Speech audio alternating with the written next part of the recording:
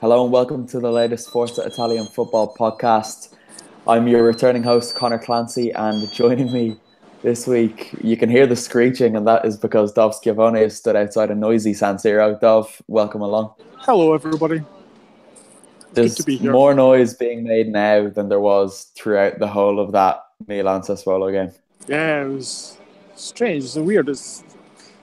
I know over the last couple of seasons it's been quite empty for the majority, but this was a weird one. It was quiet throughout, well, apart from the Curva, but none of the other fans seemed like they could be bothered. Yeah, well, as we said, 3 games in a week might be a little bit too much for the Milanisti over there. Also joining us is Vito Doria. Vito, it's great to speak to you again. Yes, likewise, Connor. We missed you on last week's podcast, but good to have you back. And looking forward to the latest Serie A discussion. It's always nice to hear some fake praise, so thanks for that, Vito. Just before we dive straight into this, I should let our listeners know that we have launched a store over on ForzaItalianFootball.com, and it is stocked as full as you would like it to be with the most beautiful calcio memorabilia you could ask for. We've got stuff with Baggio, Batigol. Who else have we got, Dov? Zanetti, Totti. We've got everybody on mugs, clocks, t-shirts, everything you could possibly need. So go over there and get some of that stuff. The Batigol merchandise is proving popular already, as you might expect. Dov, seeing as you are at San Siro, I suppose that's probably the best place to start, given that the game just finished.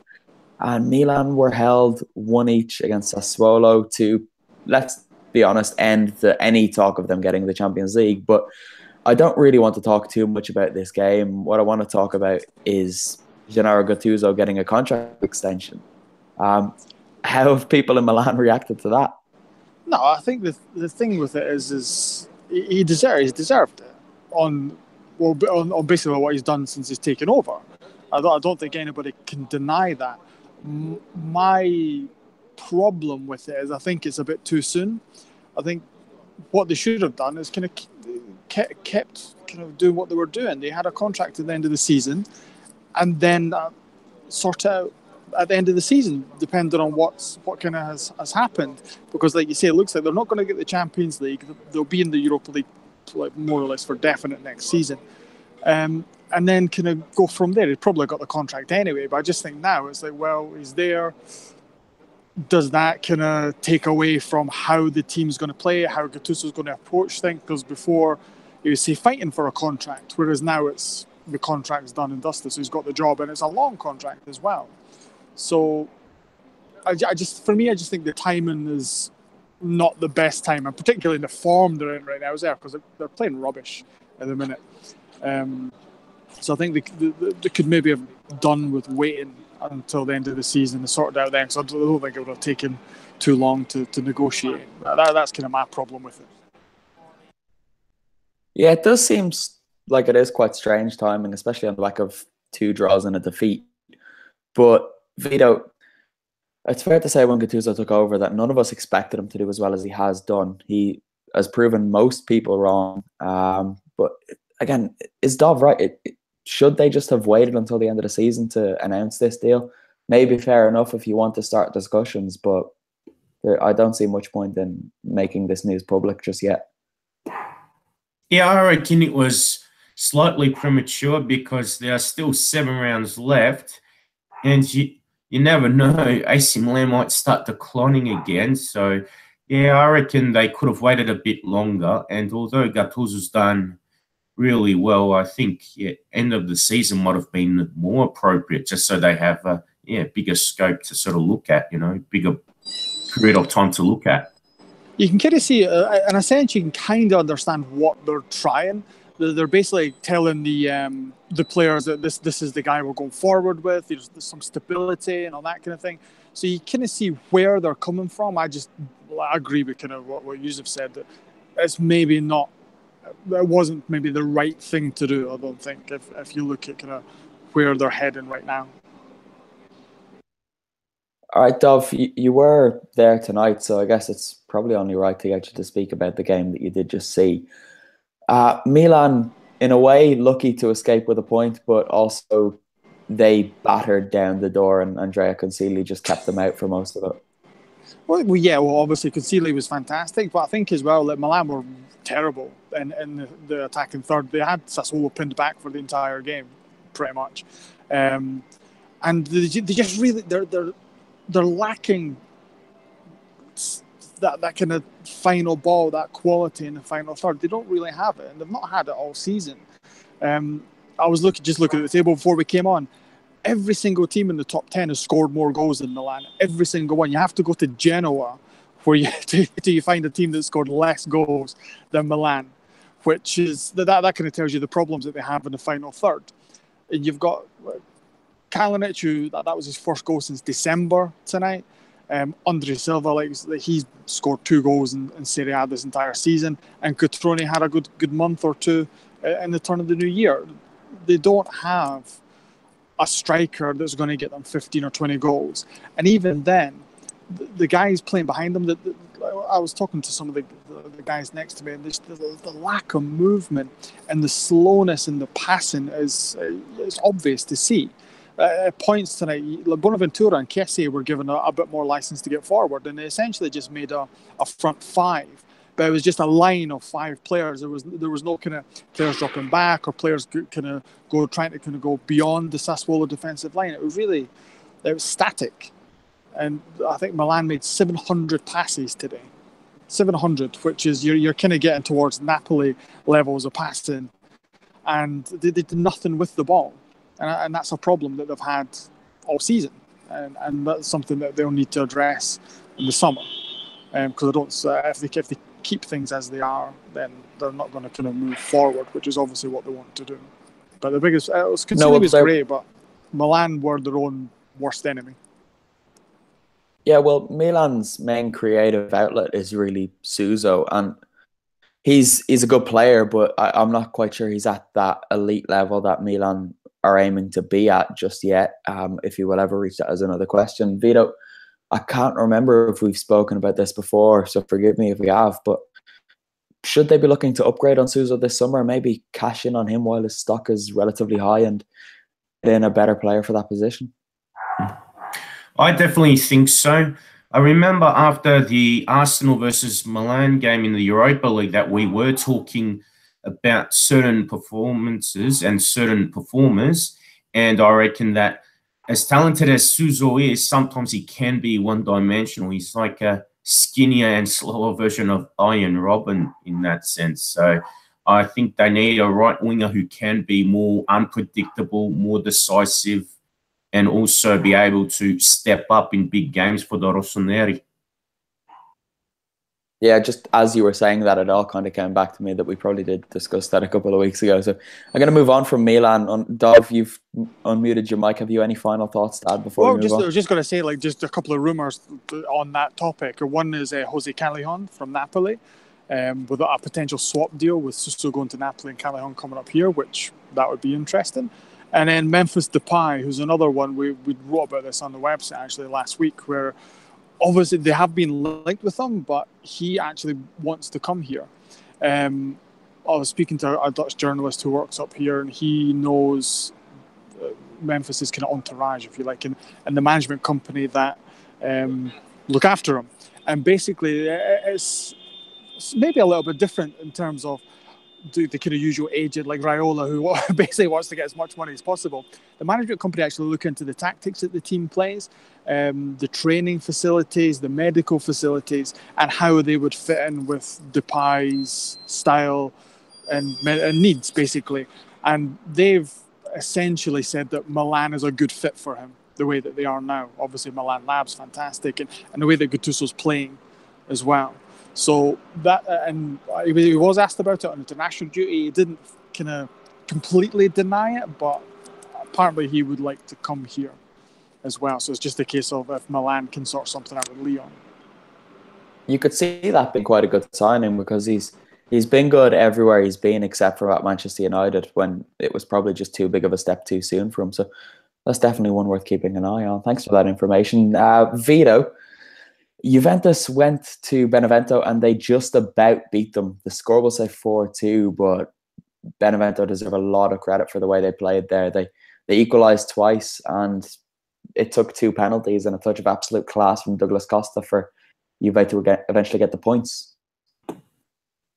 It was an exciting game, and it was largely due to Benevento actually giving Juventus a bit of a fright. Benevento usually play very well when they're going down the wings and they're going directly. They have a lot of speed on the wing, especially with Guilherme and the Enrico Brignola. So, yeah, they really gave the Bianconeri defense some trouble. And Cech Diabite with his 2 goals. He was very threatening for the Bianconeri defense with his height and physique. And he looks like he's a really good finisher for Benevento. So it would be good for Roberto De Zerbi, the Benevento tactician, to utilise him a bit more, although it's probably too late for them in terms of Serie A survival and all that. Yeah, I was thinking that there was at one point Diabate had scored a goal every 34 Serie A minutes, which is impressive. And you got to think that with Benevento going down, he'll probably get another club. Juventus, if we're going to talk about Juve, specifically Paulo Dybala, because he kind of went missing for them in midweek Madrid, and I don't mean to be too harsh, but he has gone missing in a few big games for them in the not too distant past. Dov, is this something that he needs to improve on if he wants to become at that really top level? Because we hear him being compared to Messi and stuff like that, and he's nowhere near that standard at the moment. No, he's not. Well, you look at Messi, what Messi did against Roma, what he did the weekend. When Messi wants to score, he scores. And Cristiano Ronaldo is almost exactly the same. Cristiano Ronaldo makes a difference in big games like he did against Juventus. And I think before that game, he'd scored something ridiculous, like 18 goals in 7 La Liga games.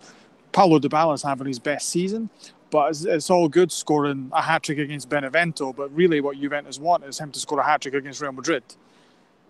And if he's not doing that, then obviously he's got a ceiling.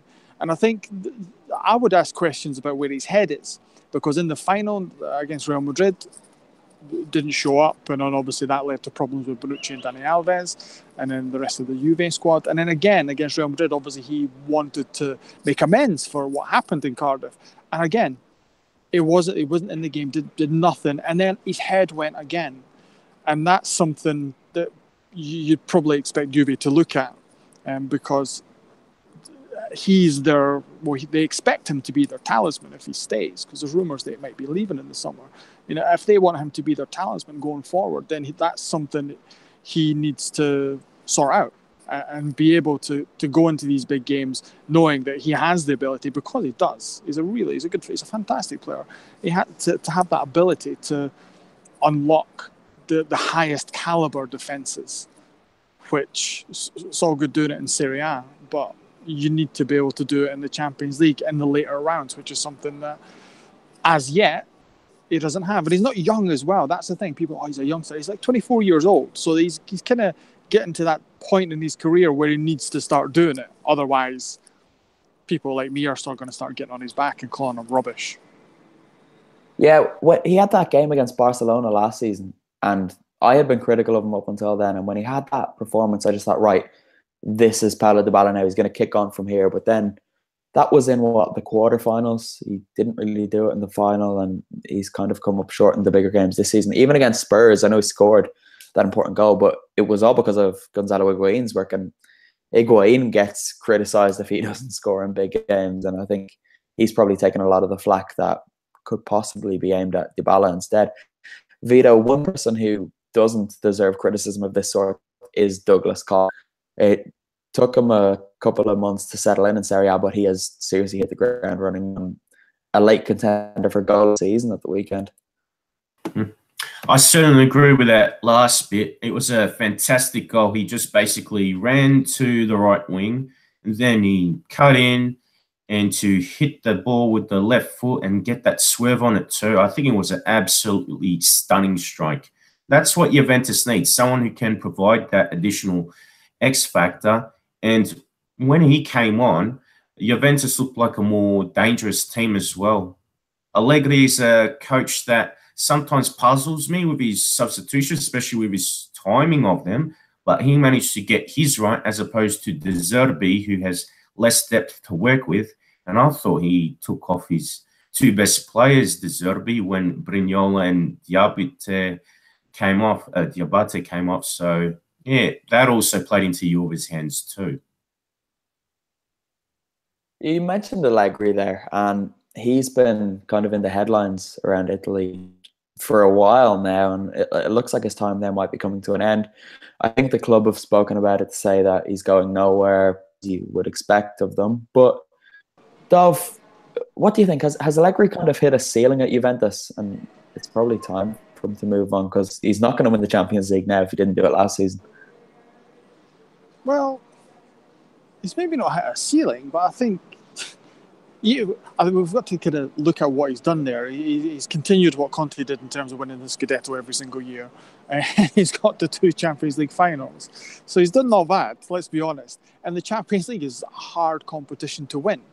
I think that the problem Juve have is that top echelon of player that other teams can buy. I think me and Vieri we spoke about this in a video, which is still to be published. But that top echelon of player, like, say, for example, Lewandowski is a better striker than Gonzalo Higuain, but Juventus can't afford Lewandowski, so there's a problem there. Douglas Costa's a good player, but he's he couldn't get into the Bayern Munich team. Bayern Munich are going to be in the semi-finals of the Champions League. Juventus need to get players that are good enough to play for Barcelona, Real Madrid, Bayern Munich, now Manchester City. They need to get players at the top echelon. The problem is they can't afford it. In terms of Allegri's future, some websites, which shall remain nameless, but I'm sure people will know the ones I'm talking about, seem to go on Twitter and find a couple of tweets and think, this is news, when Allegri apparently told the squad that he's leaving already, which I don't believe for a second.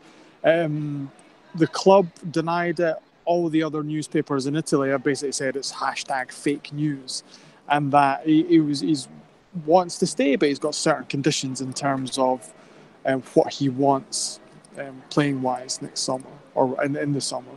So he could leave if an offer comes in. Chelsea is the one that kind of most people have been linking it with, but I think he'd be quite happy to stay if he's given the resource to properly go for the Champions League again. Because I think Juventus are now at a point in time where it's almost like the Cristiano Ronaldo goal is almost like a watershed for them.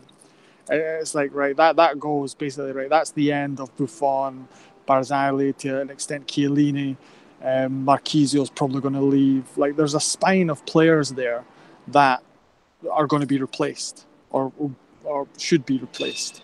And Allegri obviously needs the resource to then replace them with players of top quality. And I think if he gets that, he'll stay.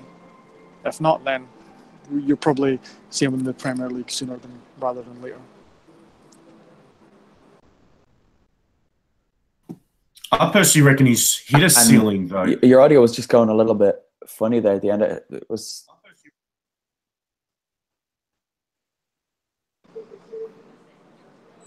Talk to me. Well, sorry, Vito. What did you say there? Do you want to repeat that? Who, me or Vito? I was saying that I reckon that Allegri has hit a similar thing, but it's largely... yeah, Vito, I don't know if... I was saying that... Is it delayed? Oh, God. Connor?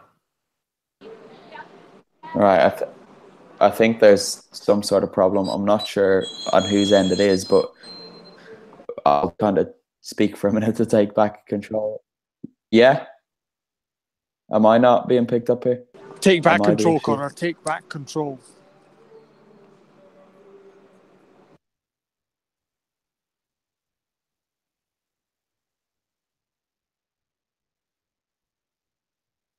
I tried there, but can you guys hear me okay? Can you just nod if you can hear me all right?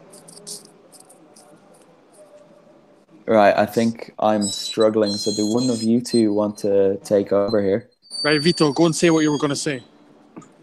Okay, Dov. Yeah, I was just following on what you were saying, Dov, that I reckon Allegri, to a degree, has hit a ceiling, but it's largely for the reasons that you mentioned. They need a bigger squad for the Champions League. They lack a real world-class player, a real player who can provide that X factor. And in particular, they haven't had a proper number 10, to be honest. I think when there were chances to get Enric Mkhitaryan, James Rodriguez, or Julian Draxler, I think that was a chance for them to really bolster the midfield. But instead, with the Paul Pogba money, they seemed very keen to get Gonzalo Higuain and to stabilise Napoli to a degree. But I think in the long term, it hasn't been a worthwhile move. So I reckon Allegri would be better off going to the Premier League or to another big European club. Well, I think he's kind of got that caliber, that ability about him now, given the fact of what he's done at Juve, because he's done a really good job. Deny that. I think in terms of just the problems are the players that Juventus can attract, and obviously money is a factor, but then also they want to go to teams that can win the Champions League every season, and that's the likes of Real Madrid and Barcelona. And when you're trying to compete with kind of essentially two super clubs, and then you've got Premier League teams that can pay players a lot more than Juventus can, it's a problem. As much as obviously Juventini have probably got on my back and say Juventus have done this and done that and won this and won that, but the problem is when Lewandowski comes in and demands 12 million euros a year, Juventus have not got a hope in hell of paying it. They have to pay less for Higuain, and Higuain's a good striker in terms of Serie A, but when it comes to Champions League final, again, another one who disappeared. All right, guys, I think I'm back. I hear you're just finishing up chatting about Juventus. So, nice place to move on to. Napoli, Kiev 1. Dov, you tweeted me during this to say the cream always rises, and that proved right in this game. Anyway, Napoli rose to the top of this match in the end, and Amadou Diawara scored a brilliant goal, it has to be said, late on to seal all 3 points. I'm kind of tempted to just say Roland ran and let you two argue for and against it, because I know you both feel passionately either side of that argument. So, Vito, did Moran's plan eventually just blow up in his face here? It certainly did, and I think it goes to show that conservatism can only get you so far in this day and age. Coaches like Rolando Moran must realise this is not the 1960s or 70s. Italian football and football in general has evolved, and good on Napoli for hanging on to the very end and breaking down that resilient Chievo defence, because Chievo what do you want them to do? They're Chievo. They've got a budget that's probably like about 1% of Napoli's budget. They can't go there and try and go all out attack, because if they do that, they'll get picked off and lose 5-0. They lost 2-1 with 2 goals in the last minutes, which for maybe not 5-0. I'd say 5-4 actually. No, the Chievo don't score 4 goals. That's ridiculous. But you not can't in expect 10 a team like Chievo to do that. They're not going to do that. The small teams will go there and they'll go try and get one. 10 years ago, they could do that, and similar quality players. They got to change the way they recruit coaches, Chievo. Because Rolando Moran's a fantastic coach. Come on. Maybe for lower teams, it's provincial style, but Chievo's got to evolve their style. They've got a good youth academy. They've had players who punched over above their weight in the last 15, 20 years. I think they can do so much more, even with their limited budgets. Look at Atalanta. They got a youth academy. They don't have many big names, but they're producing players, and Gasparini's got a good style of football. So maybe that's a model for Chievo to look at. Well, the thing comparing Chievo to Atalanta have had a youth system that's produced players for 25, 30 years. Chievo's youth system, you could argue, has only really produced players in the last 5 years. And even then, the players that they've produced haven't been of the quality that Atalanta have produced. Because Atalanta basically hoover up any good youth players in the north of Italy. That's why they've got such a good system. If you're decent in the north of Italy, you go to the Atalanta Academy. End of story. Chievo do what Chievo do. Chievo want to stay in Serie A. It's not like Atalanta's from a town. Chievo are from a suburb of a town. It's very like they're Chievo are smaller than Atalanta as a club, so you can't expect them to go to Juve or Napoli or Milan. Oh, there's the bus. Go to Juve, Napoli or Milan and try and take these teams on at playing football, because they can't do it. They've not got the players to do it, and then especially at the minute, because Chievo at the minute are a bit of a transition, because they've got a lot of old players that are kind of coming to the end of careers, and they're bringing in a few youth players, but that takes time. Yeah, I just thought, also in comparison to other teams and other games, I thought they could have offered a little bit more on the counter-attack. I didn't think the transitions were very good. But at least for that one moment, Chievo did show that they could pounce on any defensive error Napoli had. It's just that, towards the end, perhaps Chievo were looking a bit tired. They opened up, and then with the subs, that turned the game around for Napoli. Yeah. What do you think, though, about Napoli's kind of mentality? Because I've been a bit critical in the last couple of weeks about how they've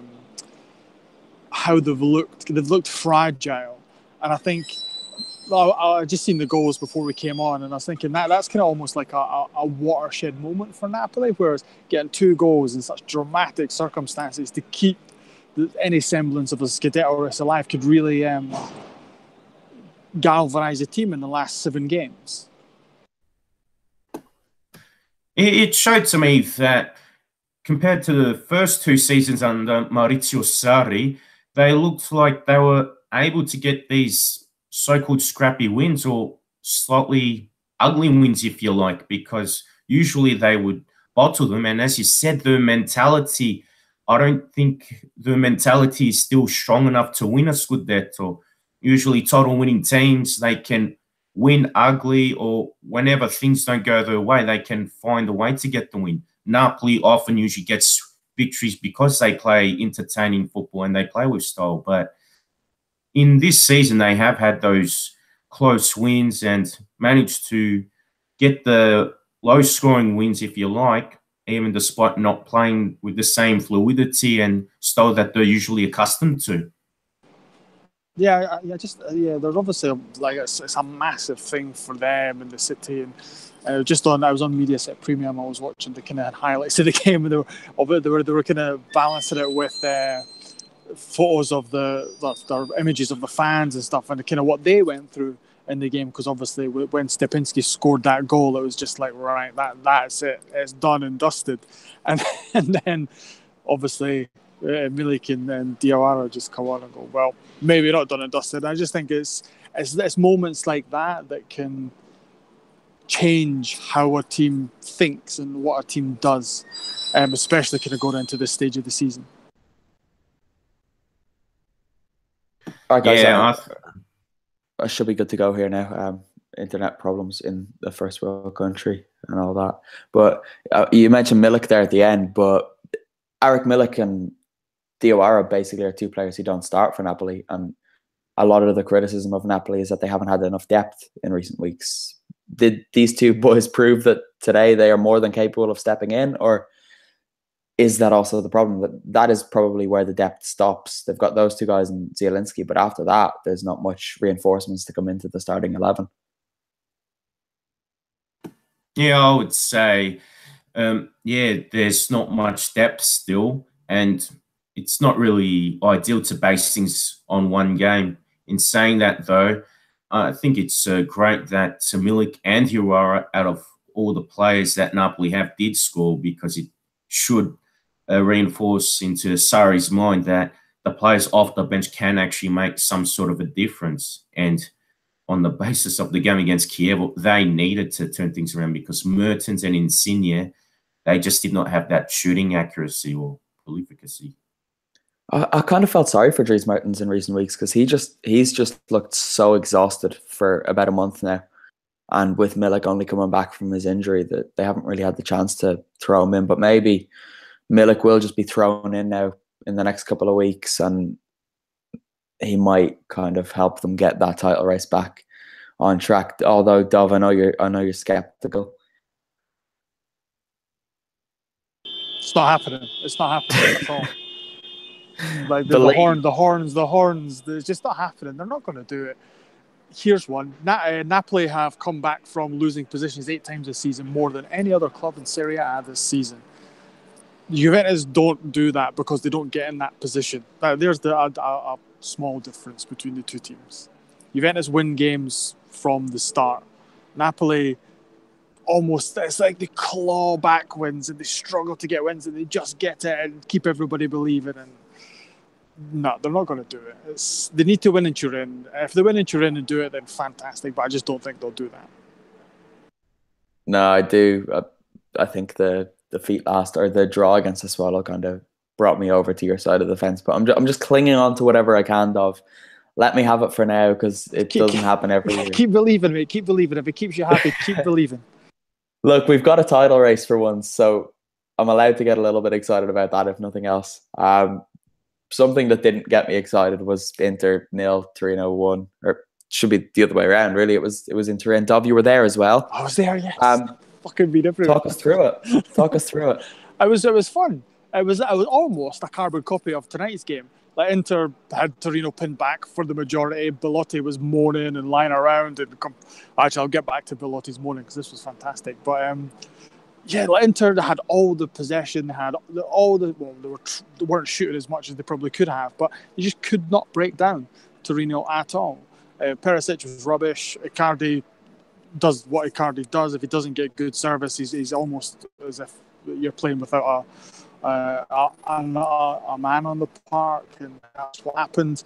The Borja Valero Rafinha thing was a bit strange. Spalletti said at the press conference afterwards that it was basically because Rafinha's not played for 2 years, so to ask him to play 3 games in a week's too much, which you can understand. But Borja Valero, every time he got the ball, he wanted to take 3 or 4 touches before doing anything. And obviously, one of the problems that Inter Milan both have is they're just so slow sometimes to get things done. So they just need a couple of bits of quick passing, and you'll break through these defenses, and they just didn't do that. And it's funny, the player that looked like he was trying to score was Candreva, who's not scored this season, which I was surprised when I realised that. And he was the one that was like the only Inter player that looked like he wanted to have a shot on goal. Granted, he was having mental shots. But Sirigu was almost like Consiglio today. He was in amazing form. Did 2 or 3 great saves. And that basically then Inter weren't going to win. But the thing that could have stood out for me was on the goal, because I don't know if you've seen this on the TV, you probably would have missed it, but Belotti was trying to play through Iago Falque, and Iago Falque wouldn't run forward. So Belotti's he's like signaling with his arm, like, run, go, run, and Iago Falque kind of didn't do it. And then Belotti played the pass anyway that De Silvestri got on the end of, and the Lions ended up scoring with. And then basically after he played the pass and it looked like it wasn't going to go to anybody, Belotti just went crazy at Falque, was shouting like, what the hell are you doing? You should make the run. Why did you not make the run? Like, scored, and Belotti's still going to Iago Falque. Why?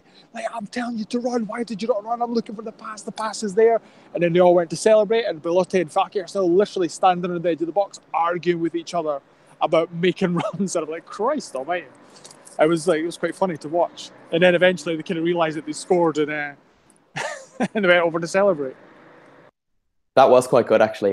It was one of those, the cameraman didn't notice it, or at least he didn't focus in on it, but they kind of kept cutting across the other camera angles that were focusing on the celebration. You could just see these two guys either in the foreground or the background going mental at each other. But Belotti's spot on there. Falque, stop being lazy, move, and maybe Torino they'd be pushing on a bit more. Right, I'm going to move through this because I'm not quite sure how long my internet's going to last, because I'm about to switch over to my personal hotspot on my phone. Roma Fiorentina ended up 2-0 to La Viola. And Roma absolutely dominated the game, but Fiorentina were happy for that to happen, and they just picked them off on the counter-attack. Marco Sportiello was uncharacteristically brilliant, and Vito, I want to talk about Giovanni Simeone, because he scored a brilliant goal, and if ever there's a goal to sum up what this player is all about, it was that one. Yeah, absolutely.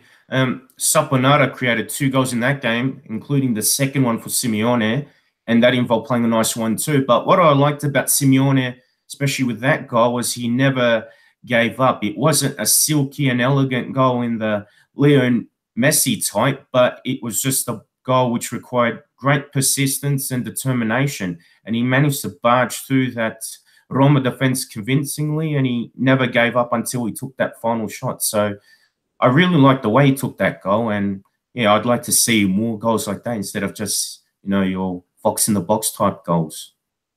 Yeah, someone mentioned to me on Twitter that there was something of a Luis Suarez type goal to it, and I completely agree with that. He just powered forward, and really there were two Roma defenders in front of him. I think it was Perez and Manolas, and he shouldn't be getting there, and defending was poor, but he just made sure he got through them and finished. Even the finish was scrappy. Alisson came out, and he shouldn't have got there, but he did. Dov, I've been quite impressed with Fiorentina since the tragic events of last month, and there seems to be a serious unity amongst that squad. They are just going to keep on winning for a while, aren't they?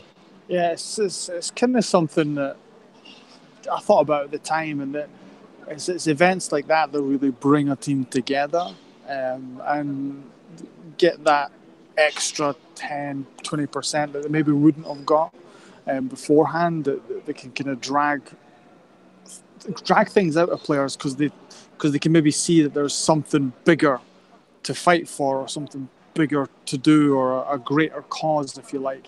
And I think that's happened at Fiorentina. I think they've won 6 games since that tragedy. And obviously, it's sad and stuff like that, but it's good to see that Fiorentina are at least kind of. It's almost like every single time they take to the pitch, they're kind of doing it for a story almost, which is seeing them go far, and now they're probably going to make Europe as well, which I think would be fantastic. Yeah, it would be quite a fitting end to the season. They've won 6 Serie A games in a row for just the second time in a season since 1959-60, which is a remarkable amount of time. And you sent me that stat yesterday over on Slack, Dov, so I thank you for that. We'll keep moving through these. Another game you were at, Dov, because you seem to have been at every second Serie A game this weekend, was the Derby della Lanterna.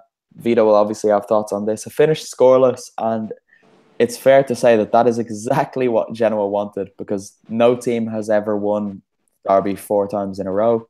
Samp were on for it, and Genoa decided to park 2 buses in front of the goal, and they got the job done. Yeah, see, now it didn't seem like that at the game, if I'm being perfectly honest. It just seemed like you had kind of 2 teams that they don't, attacking wise, they kind of struggle to have a bit of that je ne sais quoi, if you like. Genoa more so than Sampdoria, but I thought it was quite end to end at times. It was a derby. It was like a proper derby. It was quite exciting. It was exciting. Like, obviously the quality wasn't there, but it was like you had 2 teams that were going at it and going for each other. So it was enjoyable. And obviously the fans in the stadium, it makes the derby. It's fantastic. Vito, I know, Vito, you've probably got more to say about it than I have, but I'll let you go for now, and then I'll come back in. Well, with Genoa, they probably had a few counterattacks in the first half, and that's probably where they looked a little bit dangerous. But in reality, the Grifoni played like a team that played not to lose. They did what they had to do. Ballardini has made this team more pragmatic, and they're fighting for survival. So they did what they believed was the best way to stop Sampdoria, and they did. It's the first time Marco Giampaolo's has not won a Genoa derby. But there we also saw the 2 philosophies of the team differ. Sampdoria go out to play football, play possession football, create chances, whereas Genoa attempt to stifle us, and they did that. Yeah, I mean, one of the things kind of noticed was it's the first time I've seen Torreira for a while, and I was watching kind of how he's playing the game and how Linetti was playing the game, and he's so aware of everything that goes around him. You see him when he's kind of moving into position, looking at where the opposition players are. But Linetti was basically just following the ball, just following the game. It's just wherever the ball was, he would be kind of in that direction. But Torreira is kind of looking where he's positioning, what he's going to do next. He is, obviously everybody knows he's fantastic, but he's even, you can appreciate him a bit more when you can see what he's doing off the ball as well. So aware of everything that's going on around him. Yeah, I saw Sam play in. Sorry, Vito, I'll go to you in a sec. I saw Sam play in pre-season, and Lucas Torreira was one of those players that I was just kind of keeping an eye on, and he was that. Wherever he went, he was so aware of what was around him. He knew if he had the time to take 1 touch, 3 touches, however many, he barely put a foot wrong, and it's good to see that he's doing that in competitive games as well. Vito, over to you.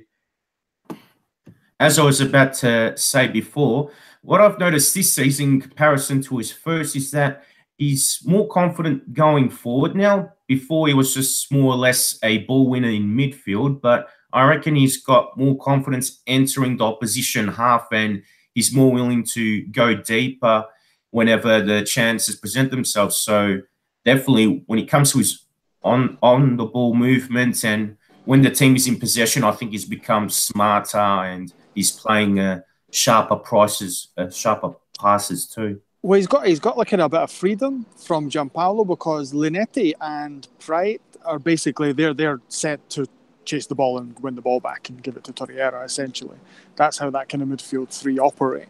Torreira is the one with that little bit extra class, and I think Gianpaolo's kind of realised that as the season's kind of gone on, and basically told the other two, get the ball, give it to him. He's better than you. Oh, I slightly disagree with that. With Linetti, I can understand because he's box to box, but Dennis Pratt, I think in general he's had a great season, but his recent injury has held him back a bit. But he's got some good technique on the ball too, and I thought his passing was pretty good. But Torreira, you can say he's got a higher ceiling. So in that aspect, I suppose with Pratt, his technical ability is probably not standing out as much. Vito, you guys lined up with 3 centre forwards on the pitch, and Caprari, Quagliarella, and Zapata. And as we said, Genoa kind of their main attacking outlet was either Goran Pandev or Diego Laxalt, who's himself a fullback. So it kind of says a lot about where the two teams are at the moment, that Samp could afford to play 3 strikers against Genoa and still not have to worry too much about conceding. Yeah, that's true. And I reckon it also shows that offensively, they're probably our best 3 players because Ricky Alvarez has been disappointing in general. And Gaston Ramirez, he had a good first half of the season, but the second half hasn't been as good. So there have been games where he has improved recently, but I reckon to start those 3, Caprari, Quagliarella, and Zapata, I think it was justified, although the score doesn't suggest that. But the recent form and also the characteristics, I think, in hindsight, I still would have gone with that front 3 as well. Just to finish things off then before we go, things at the bottom are still very interesting. Verona beat Cagliari 1-0, Crotone beat Bologna 1-0, and Spal held Atalanta at home 1 each. So between Verona in 19th and Chievo in 15th, there's just 4 points separating those teams, and then Sassuolo are up in 14th on 30 points. So it's really anyone can still go down. Dov, who are you backing? There's 2. Well, I was looking at the fixtures actually, the run-ins, and there's one Chievo still to play Spal and Crotone. I think there's one weekend. I think Spal play for Benevento and Chievo have got Crotone in the same weekend. It looks like it's gonna come down to head-to-heads. Basically, if whoever wins or when the teams play each other, it looks like that's going to be the team that's going to stay up. So yeah, it's worrying. I thought Chievo were going to do the business as well. I thought after Crotone are winning, Verona's winning, I thought Chievo they've got it against Napoli and everything's going to be all good, but it doesn't happen like that. You might have to leave your comforts of the San Siro and head to the Bentagodi or the Stadio Pello Mazza in the last couple of weeks of the season. Maybe, we'll see. We'll see. It depends how close it's getting, because I don't fancy that. So when I was at the Derby with Verona, they lost, so I'm not a lucky charm for them this season. Sure, head down to Ferrara. It's a beautiful place. Got some. I've been to Ferrara. Ferrara is nice. It's a nice place. It's a not proper old school stadium, and it's really close to the train station, which is handy. Oh, it's beautiful, isn't it? It's about a 10-minute walk, if even that. Yeah, it's great. As all football stadiums should be. I made this point when I was over in Italy last with Luca Gumbi. But no, it's true, because, for example, if you're going to, like, Florence is a bit of a pain in the backside because it's next to the other train station. Juventus Stadium is a nightmare because it's in the arse end of nowhere and you can barely get there. The San Siro's a bit of a pain, but the metro's here, so it's all right. But I like the ones that are right in the city centre that you can just walk to. The San Paolo's an annoyance as well. They should just basically knock down flats in city centres next to train stations and just build stadiums there to make it easy for everybody. Knock down flats to make Dov happy. That's the message from, and possibly the title from this podcast. Who knows? Right, guys. Good idea. Vito, were you gonna? Yeah, I reckon it's a good idea. Move the flats somewhere else. Make it Just tourist swap. friendly. So either swap the flats on the stadium or swap the flats on the train station, and everyone will be Exactly. You get all these people coming over, and they can't bloody get to the stadiums because they're like 100 miles away from where they are. Just make it easier for everybody. More people will come to the stadiums then, maybe. Who knows? All right, so everybody needs to be more like Spal is the real message we're taking from this week's podcast, guys. That's going to do it because I'm very nervous about my internet. So, Dov, thank you for joining us with the scenery of the San Siro around you. Say goodbye. Oh, I have to say it. Goodbye, everybody. I'll do like there's the little Milan thing, San Siro. There's the roof of the San Siro. You get a tour. How fun is this? There you go. Right. Bye, everybody. I need to go and do work. And an extra incentive there for those who just listen to this to tune in on YouTube, because the last 30 seconds would have been completely lost on you. Vito, Doria, thank you very much for joining us. Let the people know about your social media things. Yes, thank you, Connor. Of course, on Twitter, you can follow me at Vito C. Doria. That's the same for my Instagram. I probably haven't kept that up to date as much, but Twitter, I'm often there.